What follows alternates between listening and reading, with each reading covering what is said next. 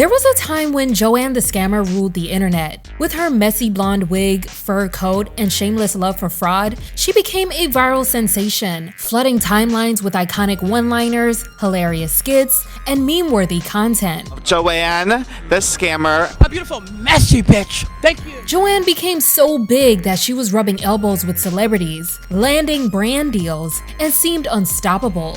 But then, just as quickly as she rose to fame, she disappeared. And the same people that were praising me at one point were now bashing me. You know, I think for a couple months I enjoyed it, but it's really hard. And I'm not saying I'm stopping, I just feel like hatred can become uninspiring. So what happened? Why did Joanne the Scammer fade into the background? And where is Brandon Miller, the man behind the internet's favorite con artist? In today's video, we're breaking down the rise, the disappearance, and legacy of Joanne the Scammer, and uncovering the truth behind her sudden disappearance. Brandon Miller's story starts in the early 1990s in Hopewell, Virginia, where he was born and raised. He was adopted as a baby by older white couple Buddy and Veronica Miller. Brandon would later learn that his biological parents were both Puerto Rican and Black. He describes his family as racist and says they never made him aware of his racial identity and raised him as white. And you believed, or you thought you were white? I did. Because my dad was Indian, but he was white. You know, like white people would be like, I'm Indian, but he was white. And he just looked Indian. And my mom was physically, like, literally white. And, you know, they got me from birth, basically. So I grew up thinking I was white. I just thought that, like, I was in the sun too much. My family has 2 biological children, and then they have 2 adopted. And I thought that my sister was the one that was adopted, and I was with the whites. And she's colored like me, so it was just like, you know, and I would go to school and I would tell people, no, I'm actually white. I tell my Black friends I'm white. I would say, you're just mad, or, you know, you don't understand because you have a Black parent. So you just wouldn't get it. You know, I mean, it's weird because I've been in a, like, my white family would be racist and all this weird shit. And then to find out that I'm adopted, it's like, oh shit. Like, you're talking about me. You're talking about me. You know, you learn about a lot. And I think that's where the whole Caucasian thing even came from. Because I've learned that everything I do that I've done on the internet in some type of way has been from my life. Your birth parents are Black and Puerto Rican? All I know is my dad, they gave me sheets on them. My dad literally had his height and his color, so I know he's tall and Black. And my mom was, I think she was like a combination of things, but I'm a Black person. He went to a predominantly Black school where he was questioned about his racial identity. I went to an all-Black school, and people would say, Brandon, you're Black, or Brandon, you're adopted. I was like, no, actually, I'm white. Since he was a kid, he always had a knack for dressing up and entertaining and used humor to attract attention. In one childhood photo, around the age of 9, he describes himself posing in a messy Black wig. He recalls that wearing a wig was always a signal for comedy. Whenever he put one on, people laughed. While Brandon hasn't gone into detail publicly about his relationship with his father, some of his past tweets suggest that he was abusive and not loving towards Brandon. Some of them read, "When I was 8, my dad broke my nose because my mashed potatoes were too bland for his liking. My father used to whoop my ass until I fell asleep. My father never loved me. My father used to burn me with his cigars. My father said he was gonna abuse me like Ike did Tina, and I told him I was gonna whoop his ass like Tina did Ike. I got my ass beat. My father always told me I was gonna be gay when I got older. He also ruined my life with his words. And my father deserved to die."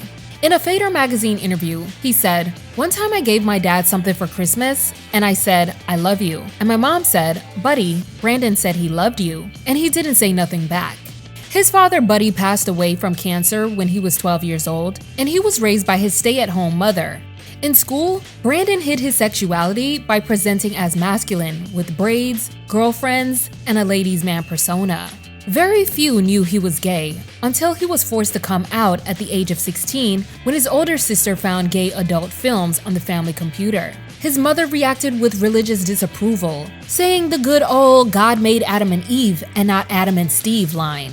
Then Brandon learned from a family friend that he was adopted at the age of 17. Having grown up in a predominantly Black school while believing he was white, the revelation was both shocking and traumatic. When he confronted his mother about why she never told him, she admitted she feared he would run away. Brandon began experimenting with women's wear and once attended high school in drag with a friend, shocking his classmates. He decided to drop out and ran away to Texas, where he spent months dressing as a woman. My father died What year did he die? 2003, which made me like 12, I guess. Wow. And then I went to school, and right when he died, I entered middle school. It was really rough for me. I was really popular, all the girls liked me and all that, but I didn't feel into them. And I didn't feel into guys either, though. All I knew was I was just kind of like in limbo as myself, as Brandon. And then I quit school at 8th grade because my friend did. Her name was Raquel. We moved into one of her friend's house, who was a trans woman. And that is where I became Victoria. I lived my life literally for like a year. I called myself Victoria, and I didn't say I was trans. I didn't say I was a woman. I didn't say I was a man. I just said I was Victoria, and that's how I want to live my life, and that's how it is. What did Victoria provide for you, living as Victoria? I found that I was less insecure. I was not shy at all. I could look people in the eyes for longer periods of time than 5 seconds. I've gotten better with that over time. But Around this time, he was spending a lot of time on YouTube and felt inspired by Chris Crocker, the viral star behind the infamous Leave Britney Alone video. But he believed he could be even funnier. Determined to make a name for himself, he started uploading videos on his dial-up computer, convinced he would blow up on YouTube just like Chris.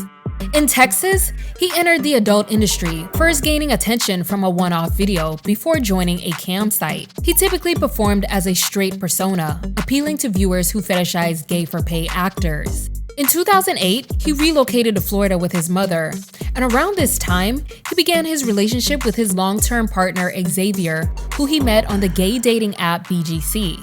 Creating characters became his way of coping with his identity. He quietly uploaded videos without people knowing. Brandon was regularly uploading skits to YouTube, performing as a character named Miss Prada. She was a hyper-feminine, over-the-top character he created that engaged in comedic rants and storytelling, much like Joanne, but without the scammer narrative. Some of her most famous videos include the Miss Prada Dating My Brother series, Miss Prada Hates the Gay Community, Miss Prada's Message to Chris Brown, Miss Prada Talks About the Death of Amy Winehouse. I am Joanne Prada, and I'll be talking about what's going on about Amy Winehouse. You know, she's gone. She's paid it. She died. I don't know how she died, but bitch, is it really that motherfucking a mystery? Hell no, the bitch was on. Miss Prada Gets Real Hood, and these videos that have titles that I'm not allowed to read on YouTube. Brandon developed a following both as an X-rated performer under the name of Mr. Playboy and as Miss Prada. He experienced his first brush with internet virality and infamy in January 2012 when he jumped on the viral Cinnamon Challenge. The Cinnamon Challenge was a popular internet trend in the early 2010s where people attempted to swallow a spoonful of cinnamon without water, usually ending in coughing, choking, and dramatic reactions. In Miss Prada's version, he played up the drama by repeatedly calling out to his mother and splashing her face with water. I'm gonna do it. Okay, I'm gonna use this as like my gag thing. This is like so 2009. I don't even know why people are doing this shit no more. And I'm not gonna use a spoon. I'm gonna down it. I'm gonna down it. Ah! Really though? Who even made this? Who even made Mom? I'm gonna gag just thinking about it. My heart is beating so fast, my hey.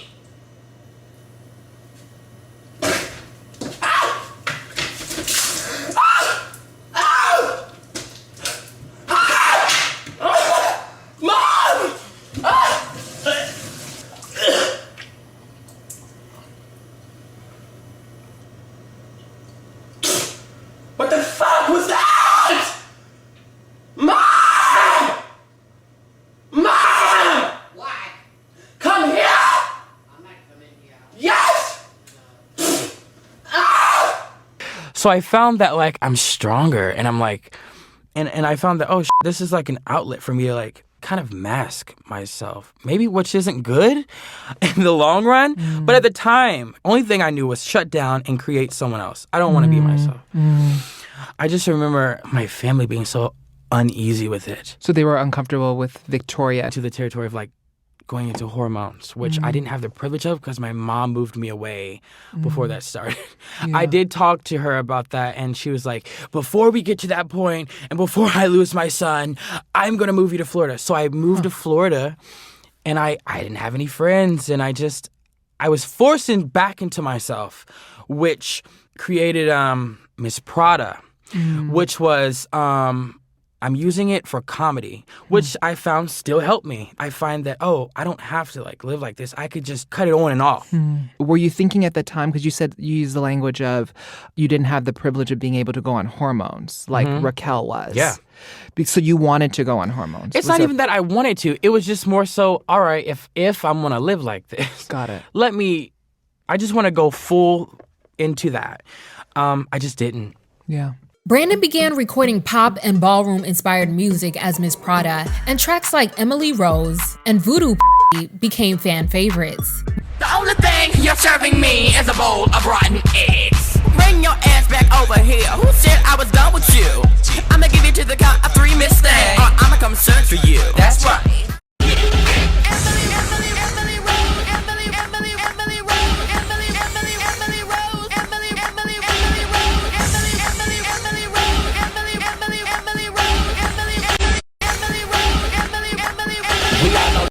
Ooh, I need these pins. Teach me how to vote. Yes, I'm living for this demonic soul. Most of the songs were accompanied by homemade music videos. Outside of YouTube, he was still recording adult videos and sold fake ones over Skype, using footage from other sources. But in 2014, things came crashing down when Brandon overdosed during his first experience with hard substances. In the hospital, he felt like he was on the verge of death but survived, only to struggle with severe anxiety and depression afterward. Constantly fearing for his life, he made frequent hospital visits seeking reassurance. As he recovered, he continued making Miss Prada videos, some gaining hundreds of thousands of views, but his success was inconsistent and he still relied on his adult content for income. Speaking on joining the adult film industry, he said, "I never really wanted to do it. I just knew that I could get a lot of money, but I just got tired of doing it. One day I said, I can't do this anymore. I thought, let me try and just give this Joanne character my last bit. Let me give it my all." And that he did. In late 2015, Brandon introduced the world to Joanne the Scammer, a messier and more chaotic version of Miss Prada, who is not shy about her career as a scammer. In an Instagram video, he wore the signature blonde wig with dark roots and delivered an improvised monologue, calling himself a messy bitch who lives for fraud. Hey girl, I just want to let you girls know that I'm a real messy bitch. A liar. A scammer. I love robbery and fraud. I'm a messy bitch who lives for drama. The video made its rounds on social media, and Brandon's following started growing again. Blac Chyna and Amber Rose were the first public figures to recognize Joanne, and before you knew it, Joanne the Scammer was a cultural phenomenon. Give it up for Joanne the Scammer! Joanne, the Scammer. A beautiful messy bitch. Thank you. Finally, I've made it to New York. Honestly. Gwyneth Paltrow, you are just truly iconic. Welcome to Positive Life Choices with none other than Joanne. It's me, you know. Today, we're going to be selling the Joanne the Scammer Starter Pack. He said, "My goal was to turn Joanne the Scammer into a meme because the way your face is being used everywhere. That was my strategy to promote myself." Well, Joanne thinks that she is a part of the whites. And I think that she thinks that she is literally on their level. But the joke is she's not. When I made the whole Caucasian thing up with her, I thought about who is like the epitome of like Caucasian and just like rich to me. And then I found out that Kirstie Alley was in Maine, and it doesn't get any more Caucasian than Maine.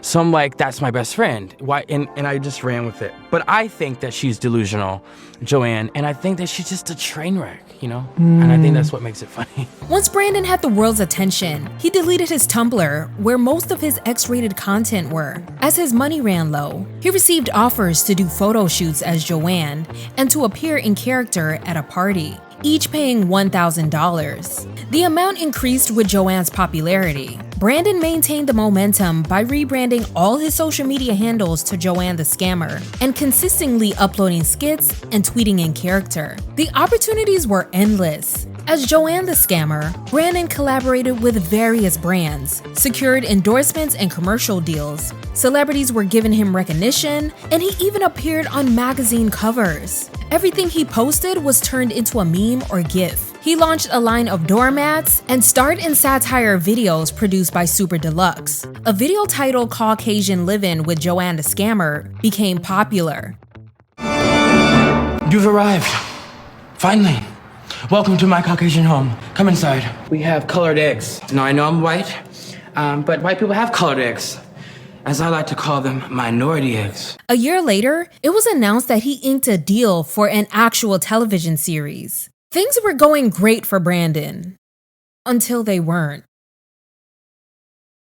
In summer 2017, Brandon revealed to Westwood magazine that when Joanne the Scammer first went viral, the character's success felt organic, which made it so funny to people. However, he felt that once it became a job, it lost some of its natural charm, making things feel more produced and less authentic. He said, "I think people are overusing it. I think the public has overexposed the character a tad bit." Brandon started facing backlash when people dug up old videos, tweets, and recordings in which he had used racial and transphobic slurs. Brandon also made offensive jokes about SA and Chris Brown's assault on Rihanna. This led to criticism from fans and the broader internet community, challenging his previously celebrated persona. Then some of his unreleased demo tape, recorded by the producer Aisha Erotica, also contained racial slurs. According to some online rumors, some believe Brandon influenced her to rap those lyrics, supposedly in line with his Miss Prada character. But this is only alleged by random social media users, and I can't confirm any of this. That's when the hit pieces and comments started rolling in, accusing Brandon of stereotyping trans women, being ashamed of his blackness, and all sorts of other allegations. People found her use of the N-word controversial because the character isn't black, despite Brandon himself being black and Latino. Y'all might be a little bit pressed and bothered at me when I say this, but bitch, it is now time to address Brandon Miller, aka Miss Joanne the Scammer. What a lot of you hoes don't know is that Brandon Miller started off as Joanne Prada. What really hit was, I guess, when she decided to pretend to be like a white woman, and mainstream loves it when blackness abandons itself and tries to coon or throw some Clorox bleach on itself and pretend like, okay, girl, with whiteness is greatness. But no, he's actually become a caricature. He's become the paid ass image of the detrimental ass mindset that a lot of black people have. You know, the good hair type of shit. You need to stay out of the sun because it'll make you darker type of shit. He has internalized all of the bullshit ass microaggressions and shit. But he emphasized in multiple interviews that the character was fictional and not a reflection of his real identity or beliefs. He said, "People think that because of me playing the character Joanne, who's a woman, and then being able to come out of that as a man, and from something I said in a video, I was doing a video as Miss Prada before Joanne the Scammer. Straight people have always attacked me, and one guy called me the T-word. So I quoted him and I compared myself to my character. And it all got strange when I blew up as Joanne the Scammer. That's when all this shit came out. People totally took it out of context. I wouldn't say I'm trans, but I know how it feels to be treated like a transgender person. So that's why it hurts when people call me transphobic. Because I can relate, and I have related. I don't get in my character to belittle trans people. I get talked about like a trans person by the straight community. I wouldn't put myself through all of that just to make fun of a trans person." Speaking of the use of the slurs, he said, "I was completely unknowledged at the time. I would have never said it if I knew transgender was the modern term, because you gotta be correct today." Brandon even stated that he has personally apologized to those affected by his past remarks. I was at one point the people's choice, and the same people that were praising me at one point were now bashing me. I remember thinking, oh, this is supposed to be the happiest night of my life, because like I made it here off of like, how the did I even make it here? It stopped me from even like like you said, you saw me like the whole rise to joy. I was doing so much stuff, but you were producing so much, I noticed. I was like, yeah, but then I saw a post on Tumblr that said, Brandon is transphobic, and had 10,000 notes. I cried, I had nightmares. I had dreams of like people running down the street chasing me, because I kept like replaying it in my head, because I'm my own worst critic. And I will look for bad comments, because sometimes I believe that bad comments are like, you know, could be true.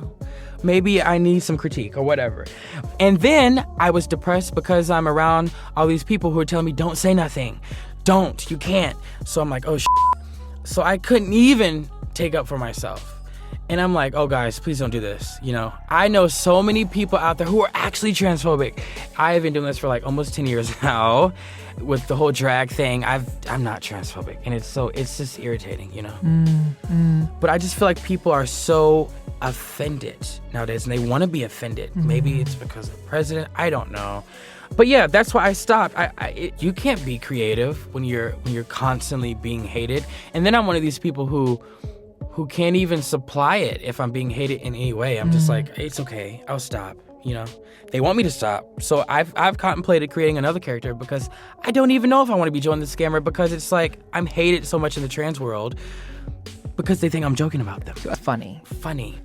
I don't look at me dressing as a woman as funny, because it's really about empowering women. Really, I always say like, only help women, only scam men, or like you know, stuff like that. Yeah. I don't think the whole me getting in character is funny. I think the shit I say is funny. Like, I want to be a Caucasian. That shit's funny. I'm not. Or like using 9 identities. Or like, you know, some of the shit that I say are like, you know, what it is for me is, you know, getting in female clothes, like I said with Victoria, is I feel more confident with myself. Like actually problematic, or like actually transphobic, or actually racist. You know, that is hurtful, because I wouldn't even waste my time trying to make you laugh.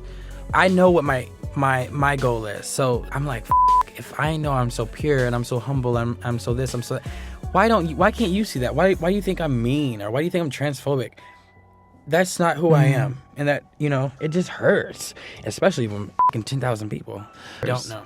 Yeah, I mean, I'm being criticized about everything, you know? And that was another reason why I didn't want to talk about, or I couldn't speak up, because if I was going to come out and say that I'm not transphobic, I would also have to say I'm not racist, and I'm not this, and I'm not that. So I didn't even want to like say one and not the other. I was called like 90 things, some shit I can't even pronounce. And I didn't want to do one and not the other. That looks tacky. And I'm just like, I'm not though. While the internet controversy unfolded, he was simultaneously facing significant challenges in his real life. In late 2017, fans started noticing Brandon's inconsistent presence on social media. After his absence from social media sparked concern among fans, he took to Instagram in February 2018 to share an update in a video, revealing that his mother was battling terminal cancer, leading him to put Joanne the Scammer on hiatus to be by her side. Hello, it's me, Brandon. I play Joanne, and I wanted to let everyone know real quick, because I've been so silent, and really, I'm just doing it because, you know, just to give, you know, people answers or whatever. I'm not doing Joanne right now, not because of whatever, but because of my mom is dying of cancer, and I didn't know how to tell anybody, and she was dying for a while, and I can't tell you or explain it in under a minute. So to sum it up, I'm not playing Joanne right now because of I'm focusing on that, and because that's my last parent. So I just like to, you know, like I'm in a good place, and I'm trying to stay there, you know, because mental health is a tricky thing. So I'd like to keep that good. And a few weeks later, he shared the announcement with his supporters that his mother, Veronica, had sadly passed away. Brandon returned to social media that summer, but his uploads became infrequent. Joanne the Scammer made a cameo in Tyler Perry's A Madea Family Funeral and collaborated with Netflix and the Hustlers movie for promo. However, these projects went largely unnoticed, leaving fans questioning Joanne's whereabouts. When a Twitter user asked about the character's disappearance, Brandon responded candidly, saying, "To be honest, my mom died, and then my life went downhill from there. Never wanted to say that because I don't want to be looked at like a victim or like I'm trying to gain sympathy from anyone. I'm doing much better now, and just because I don't post all the time doesn't mean I'm dead." In 2020, Brandon made an effort to keep Joanne the Scammer active, consistently posting on Joanne's pages throughout the year. However, with the rise of TikTok and a new wave of internet personalities, both Joanne and Brandon gradually faded into the background. By the end of the year, regular updates to the accounts had stopped. Joanne occasionally resurfaced for brand collaborations and promotional work. This Caucasian bitch is back.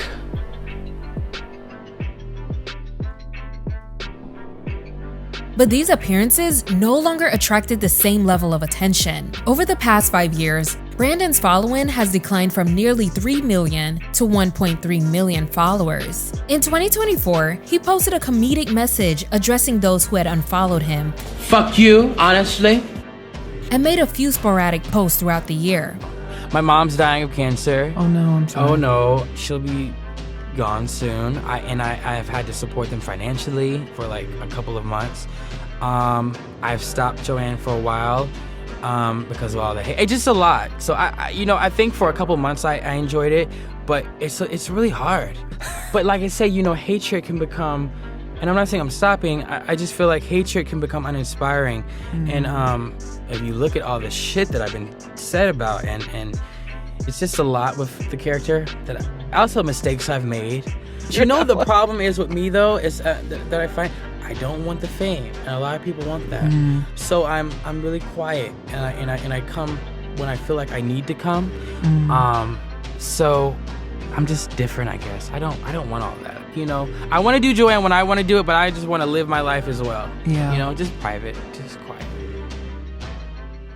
Unfortunately, the Joanne the Scammer character no longer dominates internet culture like she did before. While his social media presence has slowed down, Brandon and Joanne the Scammer goes down in history as an icon that paved the way for a lot of these social media characters. Notably, his influence can be seen in personalities like Terry Joe, who adopted Joanne's signature blend of edgy humor and the racist white woman persona. As of now, Brandon Miller has stepped away from the spotlight. He really had the potential to evolve into a full-fledged media brand beyond social media skits like his counterparts. Whether or not Joanne the Scammer will ever make a full comeback remains uncertain, but her influence is still felt across meme culture and internet comedy. Hopefully he's in a better place and we'll see him again soon. Like this video and subscribe to BFTV for more content.